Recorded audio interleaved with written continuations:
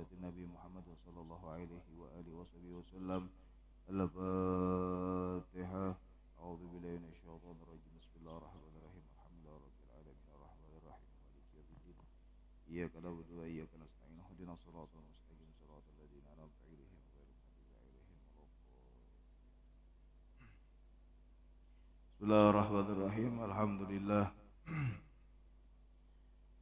Alhamdulillahilladzi yakdifu idza syaa fi qulubil muridin law'at al-iradah wa yuz'ijuhum ila suluki sabili as-sa'adah allati hiya al-imanu wal 'ibadah wa mahwu kulli rasmin wa 'adah.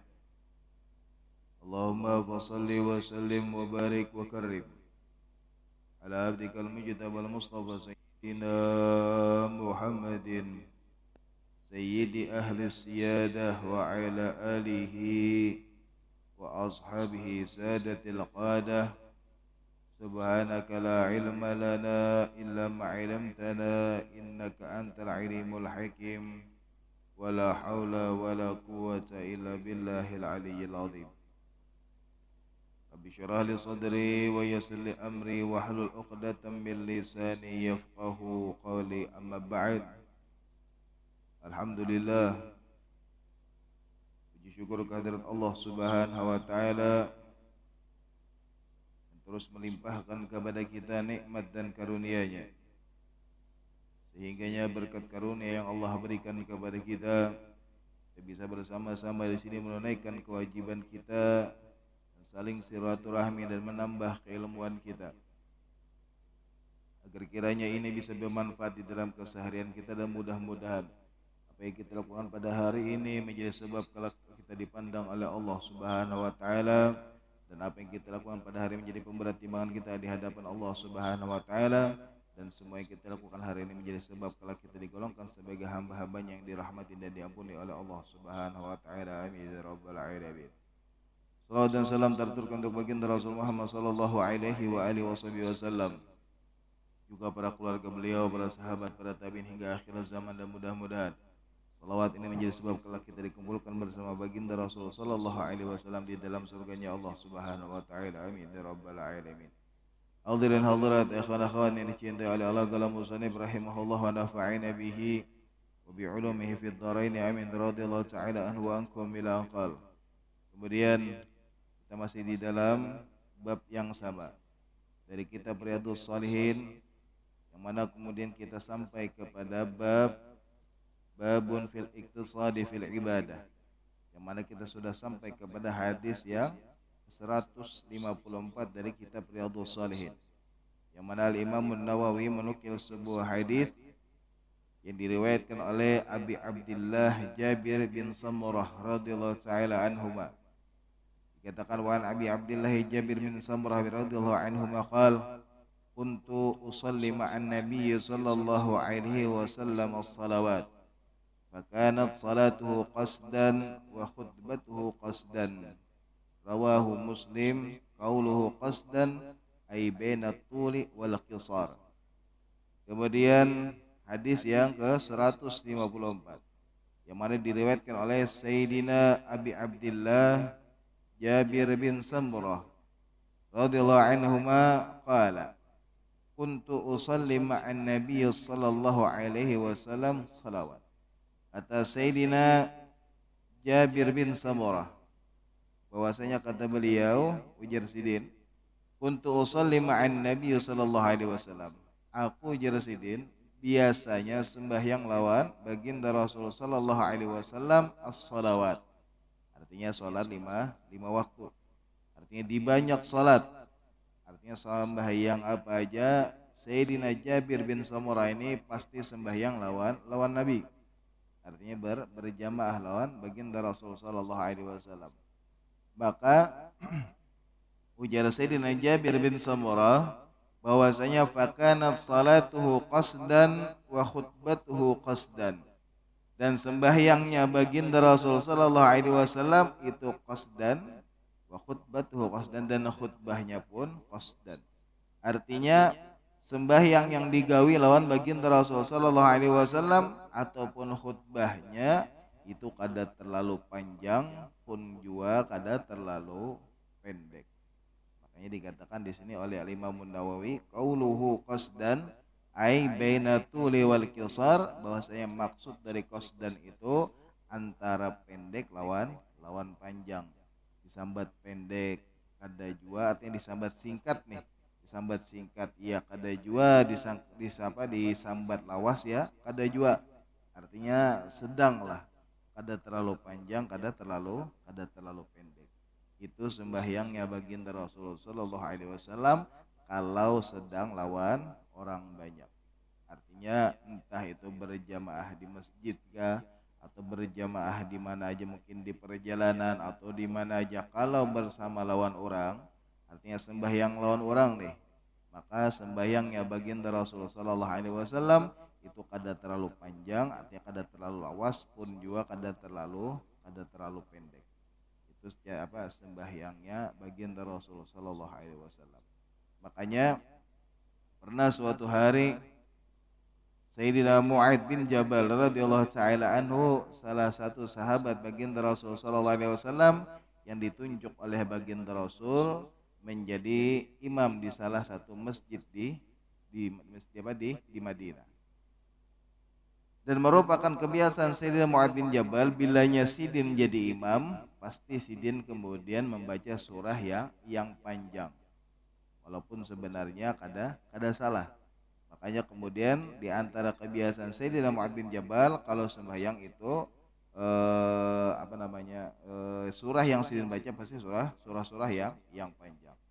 Sehingganya salah satu sahabat baginda Rasulullah sallallahu alaihi wasallam yang pernah bermakmumkan kepada Sayyidina Mu'ad bin Jabal itu datang kepada baginda Rasulullah sallallahu alaihi wasallam melaporkan bahwasanya ya Rasulullah, bilanya si Mu'ad atau Sayyidina Mu'ad bin Jabal jadi imam di masjid, maka jar pasti sembahyangnya lawas karena membaca surahnya yang panjang. Maka dipanggillah Sayyidina Mu'ad bin Jabal oleh baginda Rasulullah sallallahu alaihi wasallam. Kemudian ujar baginda Rasul, "Afattanu anta ya Mu'ad?" Wahai Mu'ad, apakah engkau akan membuat atau menjadikan sebuah fitnah? Artinya bilanya sembahyang lawan orang itu, ujar baginda Rasulullah sallallahu alaihi wasallam, kada boleh terlalu panjang, kada boleh terlalu lawas. Karena ujar baginda Rasul sallallahu alaihi wasallam di dalam sebuah hadis, di dalam sebuah riwayat, ujar baginda Rasul, jika kalian salat dengan orang-orang yang banyak, yang umum nih, entah di masjid atau kemudian di musholla atau di mana aja nih, bilanya sembahyang ujar baginda Rasul lawan orang banyak, maka diperpendek atau ibaratnya jangan lawas-lawas, ujar baginda Rasul sallallahu alaihi wasallam. Karena ujar sidin kita kada tahu di antara orang nang sembahyang itu, jar sidin mungkin ada orang nang sudah tuha, jar sidin nang mungkin kada sanggup lagi melawas berdiri, atau kemudian ada orang nang terburu-buru, jar sidin nang hendak tulak kemana kemudian singgah di masjid, atau kemudian ada yang ada hajat, ada yang ini, ujar baginda Rasul sallallahu alaihi wasallam, maka bilanya sembahyang lawan orang banyak, artinya di tempat umum nih, jangan terlalu panjang, perpendeklah, ujar baginda Rasul sallallahu alaihi wasallam. Jadi kalau lawan orang itu, ujar baginda Rasul, dilakasi, dipercepat, jangan diperpanjang, jangan, ujar baginda Rasul sallallahu alaihi wasallam. Makanya diajarkan oleh para ulama kita, bilanya kita tuh diantaranya di dalam kitab Takriratus Sadidah, di situ disambat bahwasanya bilanya kita sembahyang kalau kemudian sembahyang kita yang kita gawe itu antara sembahyang maghrib, maka bacalah kemudian qisarus shalah, qisarus surah artinya surah-surah pendek, mungkin dari wadduha sampai ke Anas. Itu kalau kita sembahyang maghrib. Kalau kita sembahyang isya itu sedikit dipanjangi, entah itu dari amma yatasaalun atau dah sampai ke surah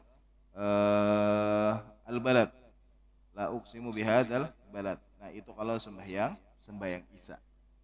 Kalau kita sembahyang subuh itu sedikit lebih dipanjangi lagi, mungkin diambil dari surah-surah yang ada di juz 29. Nah, kalau sembahyang duhur lawan asar itu sebenarnya kalau di dalam kitab Taqriratus Sadidah dikatakan bahwasanya kalau sembahyang asar dan sembahyang duhur itu kalau bisa membaca surah yang panjang. Entah itu diambil dari juz 27 ataupun juz 228. Tapi kalau misalnya kada hafal, boleh aja kita pakai surah-surah yang pendek. Tetapi itu yang diajarkan oleh para ulama-ulama fikih kita bahwasanya bila kita nih sembahyang maghrib, isya atau kemudian subuh, boleh yang isya dan subuh mungkin kita boleh ambil yang sedikit lebih panjang, tetapi untuk maghrib jangan diperpanjang, pakai surah-surah yang pendek.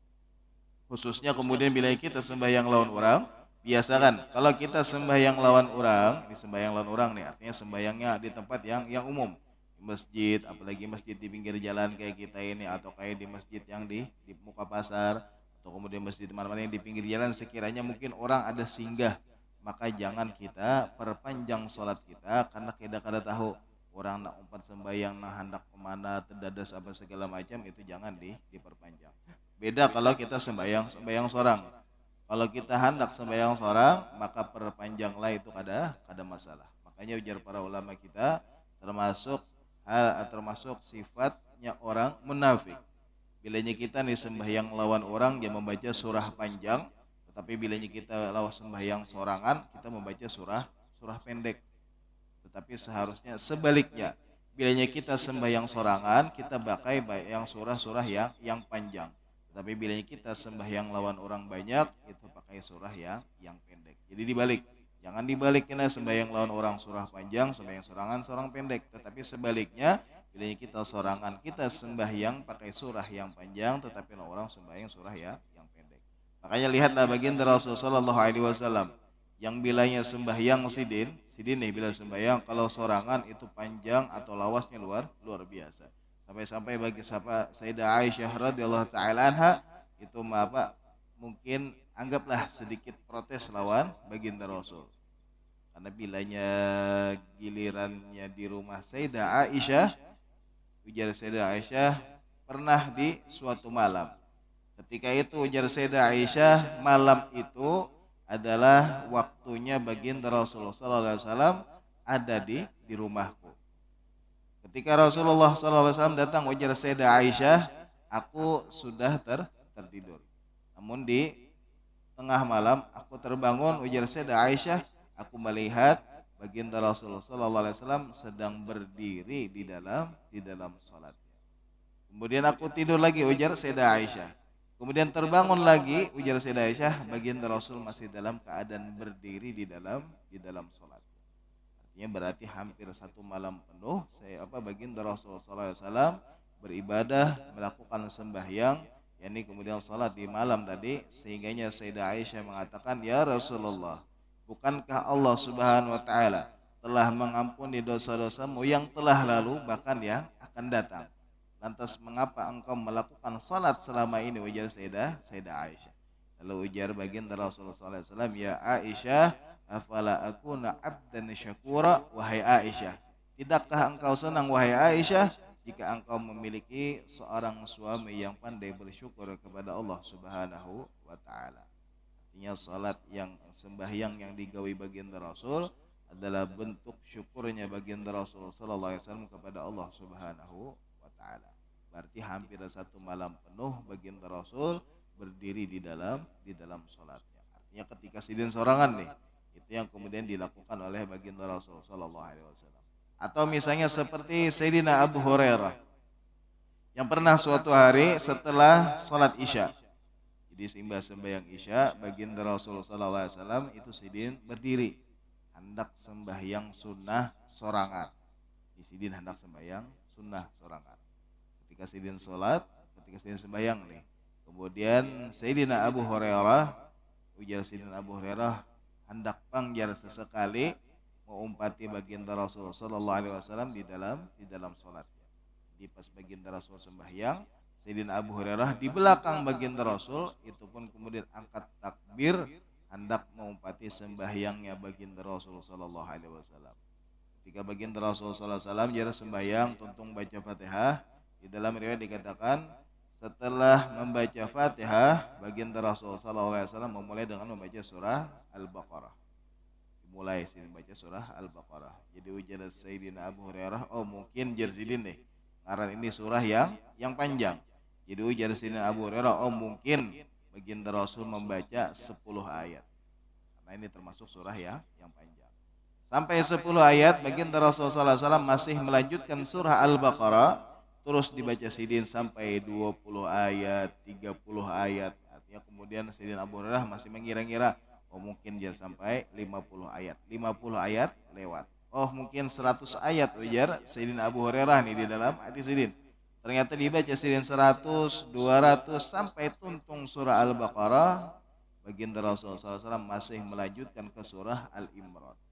Terus Al-Imran tuntung, terus lagi dibaca surah An-Nisa, habis An-Nisa dibaca lagi surah Al-Maidah. Terus dibaca baginda Rasul sallallahu alaihi wasallam di dalam riwayat baginda Rasul sallallahu alaihi wasallam membacanya sampai kepada surah Al-A'raf yang mungkin kurang lebih 9 sampai 10 juz. Itu di dalam satu rakaat. Itu ketika baginda Rasul sembahyang sorangan.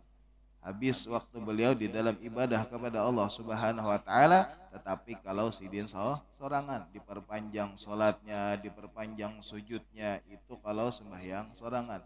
Tetapi kalau ujar Sayyidina Jabir bin Samurah, ketika baginda Rasul salat bersama orang lain, maka faqanat salatuhu qasdan, sembahyangnya kada terlalu panjang pun juga kada terlalu pendek. Artinya sedanglah, ada panjang-panjang benar, kada terlalu pendek-pendek, kada juga kada itu pun sama. Wa khutbatuhu qasdan, dan khutbahnya pun kada terlalu panjang, kada juga terlalu pendek.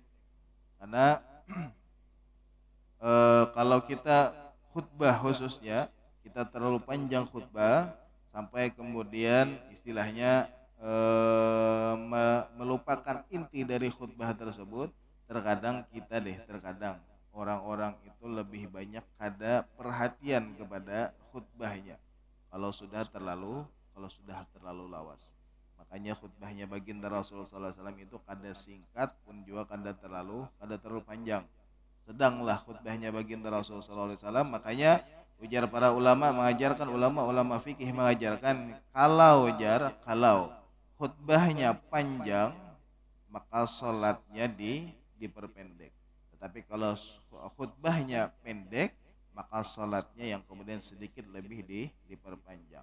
Makanya baginda Rasulullah SAW biasanya di dalam riwayat dikatakan bahwasanya merupakan kebiasaan baginda Rasulullah SAW kalau sembahyang Jumat, surah yang dibaca baginda Rasulullah SAW itu surah Al-Jum'ah di rakaat yang pertama dan surah Al-Munafikun di rakaat yang kedua.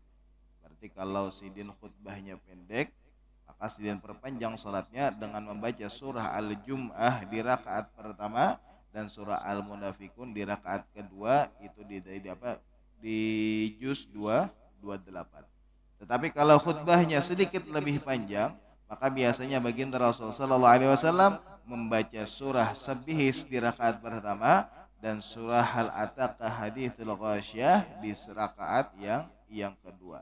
Jadi itu salah satu sunnah baginda Rasulullah SAW. Makanya yang sembahyang khususnya di malam Jumat ataupun hari Jumat lawan subuh Jumat, itu ada surah khusus yang biasa dibaca baginda Rasulullah SAW yang kada pernah ditinggalkan lawan baginda Rasulullah SAW. Kalau sembahyang isya di malam Jumat yang dibaca baginda Rasulullah SAW, kalau kada sabih lawan Hal Ata atau surah Al-Jum'ah lawan Al-Munafikun. Kalau sembahyang subuh Jumat nih, yang dibaca baginda Rasulullah SAW rakaat pertama itu membaca Alif Lam Mim Sajadah, yang kita sudah tahu. Rakaat kedua biasanya baginda Rasulullah SAW membaca surah Hal Ata Alal Insan atau surah Al-Insan di juz 229. Jadi ada surah Al-Insan, itu yang dibaca baginda Rasulullah SAW. Kalau sembahyang Jumatnya sama, kalau ada surah Jum'ah Al-Munafikun atau surah Sabis lawan Halata ke Hadithul Ghasyiyah, itu yang biasa dibaca oleh baginda Rasulullah SAW, yang disebutkan oleh Al-Imamun Nawawi di dalam kitab Al-Adhkar.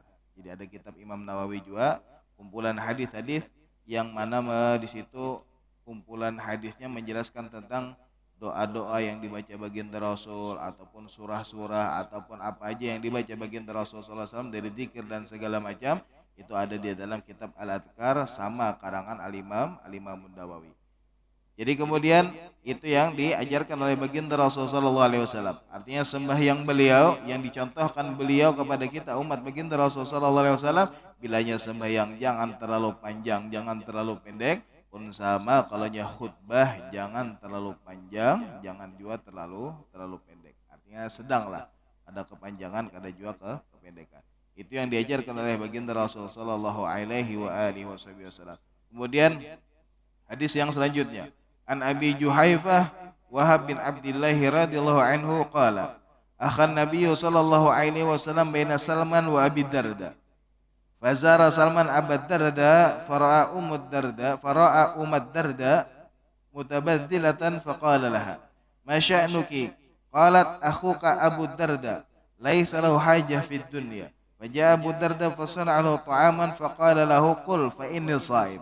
Qala ma ana biakil hatta ta'kula fa'akala falamma kana al-lailu dhahaba Abu Darda yaqumu faqala lahu nam fanama thumma dhahaba yaqumu faqala lahu nam falamma kana min akhir al-lail qala Salman qumil an fasallaya faqala lahu Salman inna li rabbika 'alaika haqq wa inna li nafsika 'alaika haqq wa li ahlika 'alaika haqq fa'ati kulli dhi haqqin haqqahu.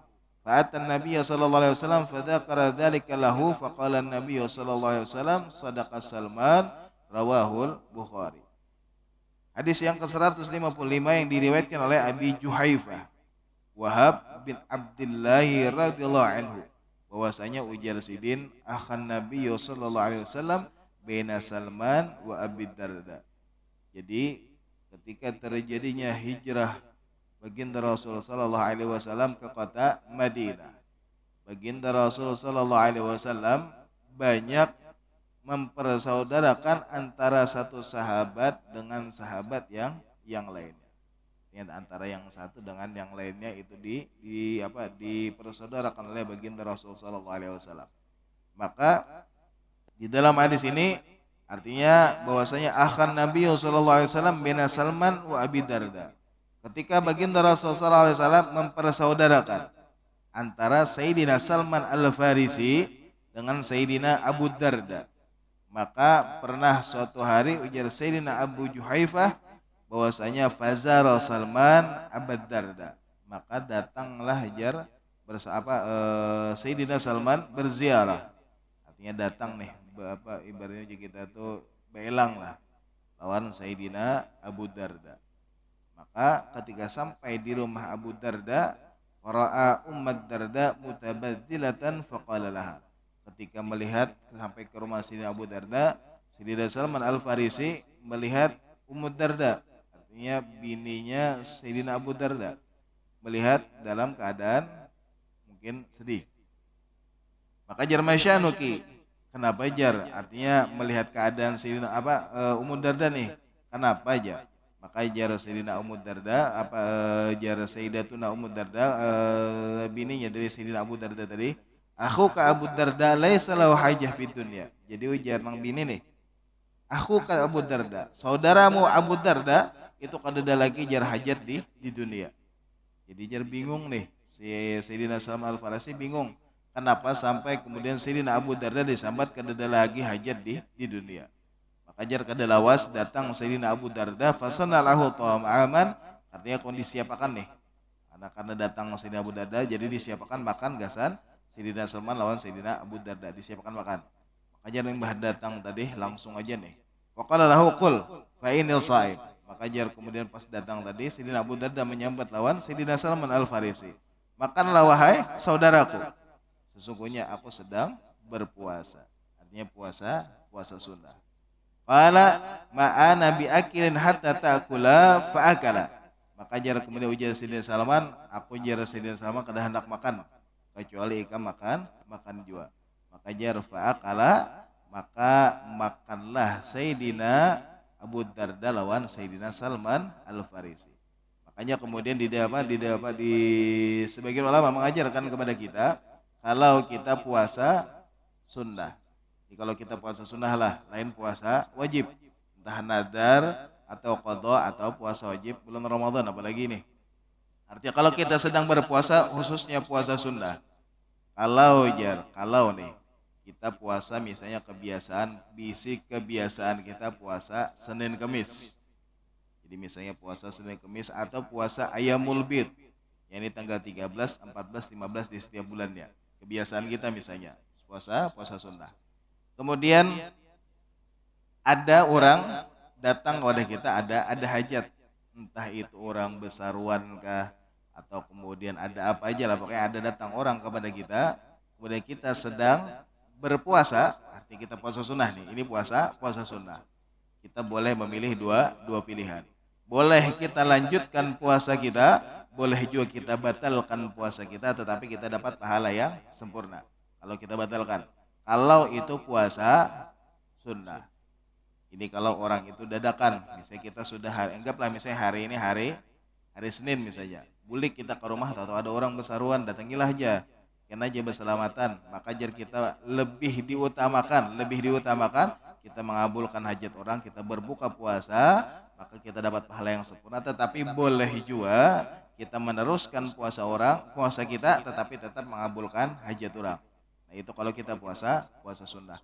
Tetapi kalau orang itu datangnya berdahulu hari, misalnya nih, kayak misalnya lah kita kebiasaan ada puasa Senin Kemis, lalu kemudian hari ini atau isuk misalnya Sabtu atau Minggu ada orang besaruan, ulun ya hari Senin hendak baacaraan, ya tanyakanlah ke rumah, maka jar kita kada boleh puasa hari Senin tadi. Kenapa? Karena orang sudah berhajat lawan kita. Kalau itu puasa sunnah, ingat nih puasa sunnah, lain puasa wajib. Jadi kalau ada orang berhajat berdahulu lawan kita, maka lebih diutamakan kita mengabulkan hajat orang daripada kita menggawi perkara yang sunnah. Karena lebih diutamakan kita mengabulkan hajat orang. Makanya di dalam hadis ini baginda Rasul Sayyidina Salman menyambat bahwa aku tidak kada mungkin makan jangan Sayyidina Salman kecuali ikan makan juga. Maka membatalkanlah puasa Sayyidina Abu Darda demi kemudian mengabulkan hajatnya Sayyidina Salman Al-Farisi. Kemudian falamma kana lail, sampai jar waktu datang waktu malam datang. Zahaba Abu Darda yaqumu faqala lahu nam. Jadi jar pas waktu malam Sayyidina Abu Darda bangun nih, artinya kada hendak kuring, hendak beribadah. Maka ujar Sayyidina Salman nam, disuruh Sayyidina Salman guring. Maka guringlah jar kemudian Sayyidina Abu Darda. Kada lawas jar terbangun Sayyidina Abu Darda, hendak beribadah pulang nih. Lalu ujar Sayyidina Salman guring guring pulang Sayyidina Abu Darda sampai jar falamma kana min akhiril lail, sampai di sepertiga malam terakhir. Hanya kemudian qala Salman, Sayyidina Salman Al-Farisi mengatakan kepada Sayyidina Abu Darda, gum, artinya waktu sekarang bangunlah. Fasalaya, dan kemudian keduanya melakukan salat malam. Artinya di sepertiga malam terakhir hanya kemudian dibangunkan oleh Sayyidina Salman Al-Farisi untuk melakukan salat malam atau qiyamul lail. Faqala lahu Salman, inna li rabbika alaika haq. Maka diingatkan oleh Sayyidina Salman, ketahuilah wahai saudaraku, sesungguhnya Allah Subhanahu wa taala memiliki hak atas kita ini di dalam ibadah. Pun jangan engkau melupakan bahwasanya untuk dirimu, sesungguhnya dirimu pun memiliki hak, yakni untuk istirahat, untuk makan, untuk apa saja. Artinya diri kita pun ada diisi hak juga. Wali ahlika 'alaika hak, dan kemudian keluargamu pun memiliki hak atasmu. Maka fa'ati kulli dhi haqqin haqqahu, maka berikanlah setiap orang yang memiliki hak, setiap bagian yang memiliki hak bagiannya, dan kemudian jangan engkau zalim kepada yang lainnya. Artinya ketika diri kita nih, tubuh kita nih lah, awak kita, ngaran awak kita nih mungkin kalau masih ibaratnya semangat lagi masih ibadah segala macam, ibadah mungkin semangat, tetapi jangan kita lupakan bahwasanya tubuh kita pun perlu istirahat, perlu makan. Kada sampai kayak Sayyidina Abu Darda, siang sidin puasa, malam sidin habiskan waktu dengan ibadah. Artinya malam semalaman sembahyang, siang seharian puasa. Artinya kita zalim kepada awak kita. maka awak kita pun ada haknya diberi makan, diberi istirahat pun kemudian, dan keluarga kita pun ujar Sayyidina Salman ada haknya juga. Mungkin gasan anak, gasan bini, semuanya harus diberikan haknya ujar Sayyidina Salman. Maka ketika keduanya datang kepada baginda Rasulullah sallallahu alaihi wasallam, maka dikisahkan lawan Sayyidina Salman Al-Farisi. Kisah nang kemudian ketika Sayyidina Salman datang kepada Sayyidina Abu Darda, artinya melihat nang di apa yang mungkin dijelaskan oleh Sayyidina Salman tentang apa yang disuruh oleh Sayyidina Salman kepada Sayyidina Abu Darda ketika disuruh guring memberikan haknya masing-masing. Ujar Sayyidina Salman nih, maka ujar baginda Rasulullah SAW, faqala Nabi sallallahu alaihi wasallam, sadaqa Salman, maka sungguh benar apa yang dikatakan oleh saya Salman, ujar baginda Rasulullah SAW. Artinya baginda Rasulullah SAW membenarkan bahwasanya mungkin kita hendak beribadah, hendak menghabiskan waktu dengan ibadah segala macam, tapi jangan sampai kita melalaikan hak atau bagiannya kepada orang-orang yang bisa hak kepada kita. Artinya untuk diri kita perlu istirahat, perlu makan, kepada keluarga kita ada waktu bersama, agasan awak kita ada waktunya kita makan, ada waktunya kita istirahat. Maka semuanya harus kita bagi masing-masing haknya agar kita kadang menjadi orang yang dolim. Maka bagaimana baginda Rasul menasihat kita, ibadah kita boleh, memperbaiki ibadah kita pun boleh, tetapi jangan sampai kita mendolimi yang lain. Maka kita harus bisa menjadi orang yang benar-benar adil di dalam semua perkara, kita berikan semua haknya, sehingga kita kemudian menunaikan hak kita kepada Allah, menunaikan hak kita kepada diri kita sendiri, dan menunaikan hak kita kepada orang-orang yang ada di sekitar kita. Maka mudah-mudahan Allah Subhanahu wa taala berikan taufik dan hidayah kepada kita agar kita bisa semakin semangat di dalam beribadah kepada Allah, semakin semangat di dalam memperbaiki diri kita, dan mudah-mudahan Allah Subhanahu wa taala berikan taufik dan hidayah kepada kita agar kita bisa menghidupkan sunnah-sunnah baginda Rasul sallallahu alaihi wasallam. Allah tanamkan di dalam hati kecintaan kepada baginda Rasul sallallahu alaihi wasallam, dan mudah-mudahan Allah Subhanahu wa taala menguatkan iman kita, mematikan kita dalam keadaan beriman dan husnul khatimah, dan mudah-mudahan Allah Subhanahu wa taala mengampuni dosa kita, dosa kedua orang tua kita, dan dosa-dosa orang yang telah mendahului kita, dan mudah-mudahan Allah Subhanahu wa taala mengabulkan dan mendengarkan apa yang kita niatkan, yang kita hajatkan. Yang sakit di antara kita, keluarga kita, jiran kita, Allah angkat penyakitnya, Allah sembuhkan seperti sedia kala. Yang punya hutang dan urusan dipermudah oleh Allah Subhanahu wa taala, dan mudah-mudahan sebagaimana Allah Subhanahu wa taala mengumpulkan kita pada hari ini, mudah-mudahan kelak kita dikumpulkan bersama baginda Rasulullah sallallahu alaihi wasallam di dalam surganya Allah Subhanahu wa taala. Amin ya rabbal alamin. Ala hadhihi niyyah wa kullu niyatin salihah wa ila hadratin Nabi Muhammadin sallallahu alaihi wa alihi wasallam. Al-Fatihah.